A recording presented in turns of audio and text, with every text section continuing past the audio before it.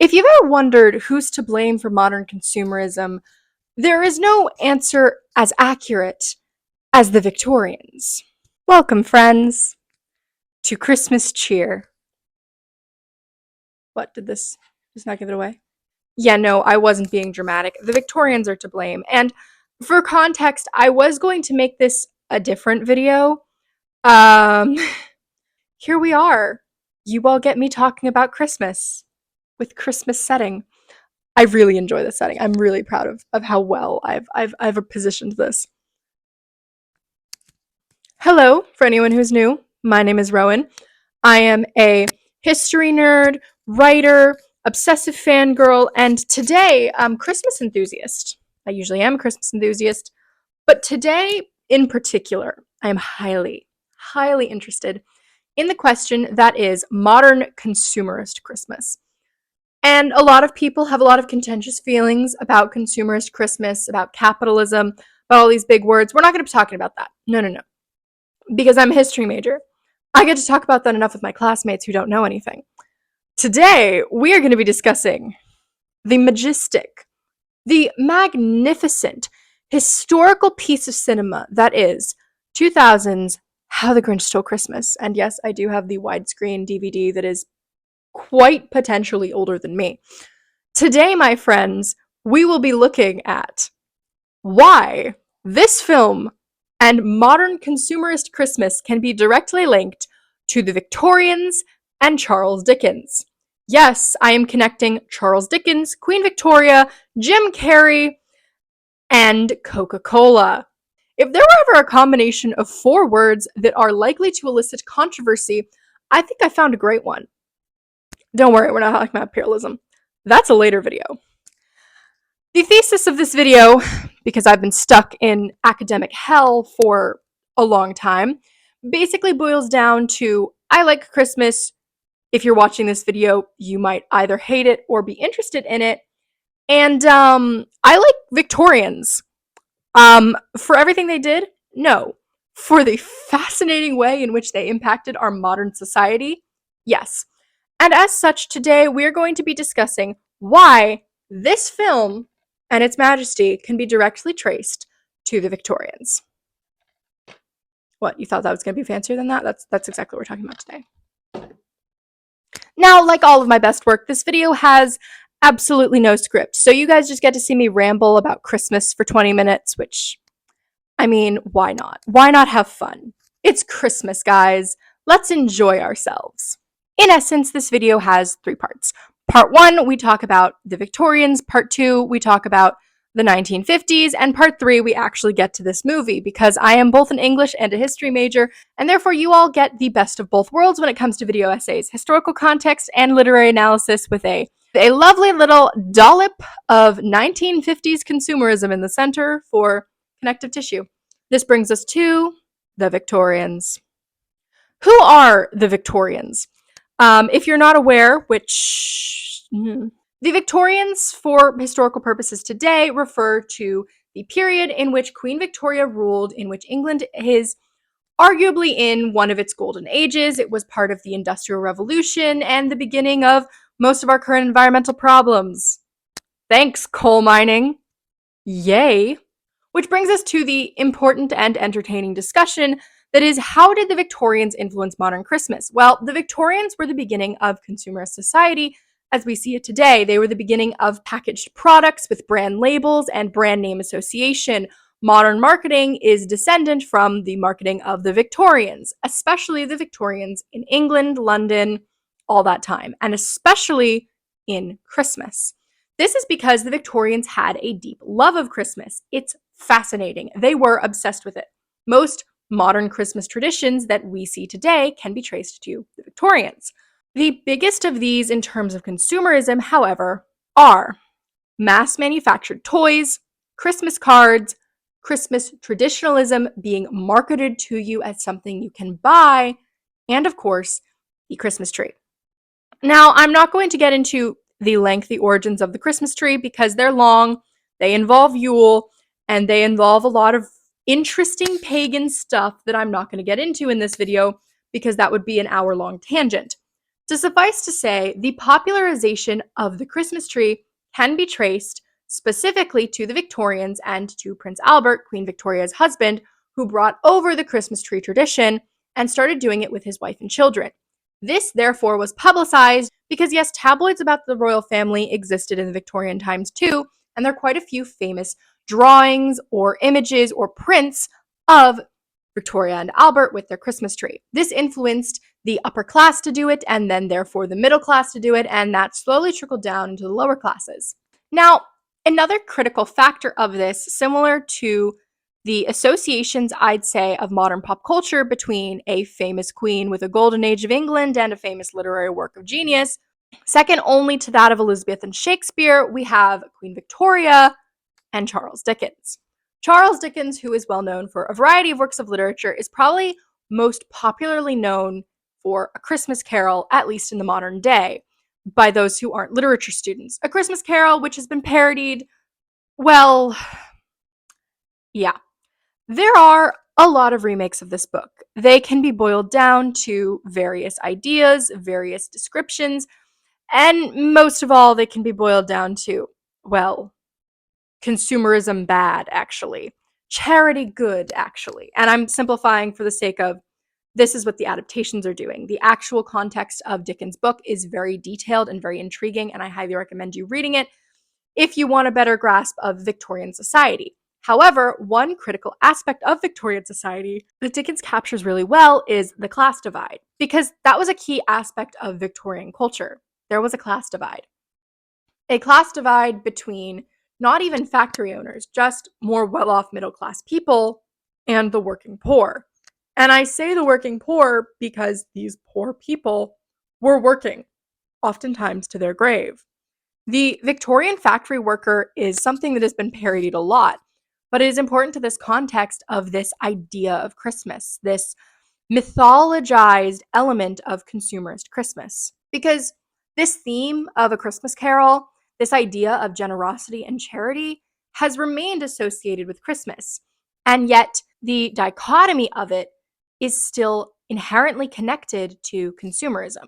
Which brings us from the Victorians and their love of Christmas cards, brand packages, and tons of fancy new toys to the 1950s and the economic boom that resulted in most of our modern nostalgia cycles. Because again, nostalgia is a cycle, but the idea of nostalgia cycles as something that can be marketed to and bought and sold is something that was primarily dominant in the 1950s. Why, you might ask, is this a 1950s evolution? Well, because television, because marketing boom, because there was this need, especially in America, in which the modern consumerist Christmas became most prevalent and most heavily Victorian inspired, that women needed to return to their pre-war positions, the housewife. It's times like these I'd like to remind all of you that pre-war most women weren't housewives, they were working too. That's why they were able to do so many complex jobs during the war. However, modern historical revisionism is one of the reasons that we, as a modern consumer, position this as a de facto return to normality. See me putting air quotes around here? Aren't I being so good? The 50s and the 60s brought a wide array of what is now considered Christmas classics. I have a list of them right here. From claymation animations to White Christmas and It's a Wonderful Life, the late 40s, early 50s, and early 60s brought to us a massive array of material. However, it would be the 60s that bring us the point of contention for our main topic of today, How the Grinch Stole Christmas. This originated as a cartoon based off of Dr. Seuss's works, based off of the works of Dr. Seuss. And it is a fascinating story to see how that adaptation got made, and then even furthermore, how it got remade and turned into this film, but that's not what we're talking about. We're talking about the consumerist aspect. Because by the time The Grinch had come around in the 60s, the idea of consumerist Christmas has already become ingrained within society. The vapid consumerism of the 50s was starting to worry, shock, or even perplex those of the 1960s. But nostalgia remained strong Children born with these Christmas traditions kept these Christmas traditions, and consumerism remained rampant because the economy was relatively booming. There is, again, a very revisionist modernist narrative that a need to escape from the hardships of the world is a modern concept. It's not. We need to escape from the then current event hardships of the world in the 60s too, more so even than today. Because in the 60s, especially in the mid to early 60s during the Cuban Missile Crisis and the ramp up in the Cold War, there was genuinely a plausible chance that the world would be annihilated within the given months. As such, those who grew up in this time clung to this nostalgia and therefore clung to this consumerism that was inherently attached to it. The Coca-Cola Santa, the white Christmas-esque need for snow and music, and all of those classic Christmas songs that weren't religious in origin and having been sung again for quite a while, relatively dating back to either the Victorians or sometime earlier in the 1800s. This time of tension bred nostalgia for the 40s and the 50s. And this cycle would continue. There were crises in the 70s and the 80s that bred more nostalgia. You also got more Christmas classic films, for instance, National Lampoon, that's now a beloved favorite. But this cycle of nostalgia and consumerism became truly solidified in the 90s and the early 2000s, a period of, contrary to previous solidifications of nostalgia, relative peace. And I say relative peace in quotations because the lack of concrete threat to your average American in the 90s was so astronomically low in comparison to decades prior. Following the Cold War, following the dissolution of the Soviet Union, the 90s was a sort of boom period, a period of cultural relaxation, a period in which the American people were bred into a false sense of security, and a period that, if possible, actually brought more consumerism. So this climate of consumerist nostalgia and this feeling of being on top of the world, which was soon to be altered a great deal, brought with it a boom in Hollywood, and especially in adaptations. A lot of popular films were getting adapted, and a lot of Christmas movies were doing well, such as The Santa Claus. This brings us to the quest to create a film that monopolizes on nostalgia and yet adds something new to the mix. And that, my friends, is how we get the live-action Dr. Seuss's How the Grinch Stole Christmas. Now, this DVD is particularly fun because it includes special features like deleted scenes and outtakes, which, by the way, if I want to see, I just watch the taped version that comes on every year because it always has the deleted scenes just embedded, and I'm lazy. However, this is particularly fascinating when we get to it here because this movie was made before the more contentious periods of, shall we say, consumerist backlash of the late 2000s, early 2010s, and eventual 2020s. The modern perspective is very anti-consumerist, and yet we still have such a consumerist association with Christmas. In the late 90s and early 2000s, there wasn't as much of a cultural backlash to this idea, which is why the fact that this movie emphasizes it is absurd. To sum up what is somehow a 2-hour film, the anti-consumerist message is actually quite overt, a part of Christmas media that wasn't particularly popular.